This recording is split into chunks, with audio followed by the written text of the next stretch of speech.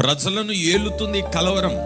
ఏంటి నా బ్రతుకేంటి, నా ఫ్యూచర్ ఏంటి, నా పరిస్థితులు ఏంటి అని ఆలోచనలు పడిపోయినాం అనేక మార్లు. ఒక వ్యక్తి కలవరంలో ఉన్నాడంటే శ్రమ వలనే అతనికి కలవరం. ఆ శ్రమ వలన అతడు మరలా నా దగ్గరికి వస్తాడనేది నా దేవుని ఉద్దేశం. కలవరపడాలని కాదు, నువ్వు నాకు దగ్గరికి రావాలని, నాకు సమీపముగా ఉండాలని, నన్ను హత్తుకొని ఉండాలని నీకు ఈ శ్రమ కలగ చేస్తున్నాను.